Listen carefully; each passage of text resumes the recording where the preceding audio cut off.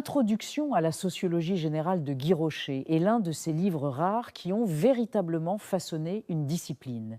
Publié pour la première fois en 1969, réédité en 1992, cet ouvrage de 724 pages reste aujourd'hui une référence incontournable dans le monde francophone pour quiconque veut comprendre sérieusement le fonctionnement de la société. Son auteur, Guy Rocher, est un sociologue québécois né en 1924, professeur émérite à l'Université de Montréal. Intellectuel engagé, il a traversé et accompagné les grandes transformations du Québec moderne, la Révolution tranquille, les débats sur la langue, les réformes de l'éducation, et son œuvre porte l'empreinte de ces expériences. Mais au-delà du contexte québécois, sa pensée s'adresse à toute société humaine.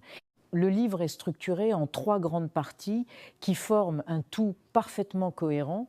La première porte sur l'action sociale et répond à une question fondamentale. Pourquoi les individus agissent-ils comme ils le font en société? Pour y répondre, Rocher convoque les 2 pères fondateurs de la sociologie. D'un côté, Max Weber et sa définition subjective de l'action, centrée sur le sens que l'acteur donne à ce qu'il fait. De l'autre, Émile Durkheim et sa vision objective, où ce sont les faits sociaux qui s'imposent à l'individu de l'extérieur. Rocher ne tranche pas entre les deux, il les met en dialogue. Et c'est là toute sa force.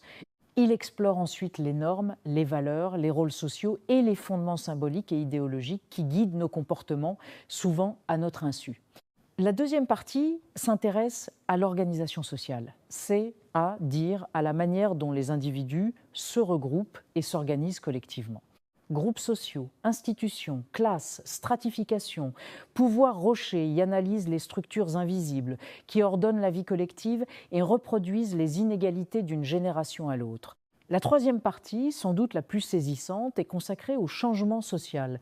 Comment les sociétés évoluent-elles, se transforment-elles, parfois se révolutionnent-elles? Rocher y aborde la modernisation, le système colonial et la décolonisation, et enfin le processus révolutionnaire, avec une lecture à la fois rigoureuse et critique du marxisme. On y voit une société non pas comme un bloc figé, mais comme une réalité vivante, traversée de tensions et de dynamiques. Ce qui rend cet ouvrage véritablement exceptionnel, c'est avant tout la clarté de sa pensée. Rocher possède le rare talent de rendre des concepts abstraits parfaitement accessibles sans jamais les appauvrir.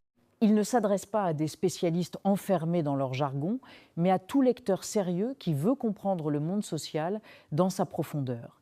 Et parce que chaque concept est ancré dans des exemples concrets tirés de la vie réelle, la famille, le travail, la politique, la religion, la lecture restent vivantes du début à la fin. En 3 parties articulées, Guy Rocher offre une véritable carte du territoire sociologique, depuis l'interaction entre 2 individus jusqu'aux révolutions qui bouleversent des civilisations entières.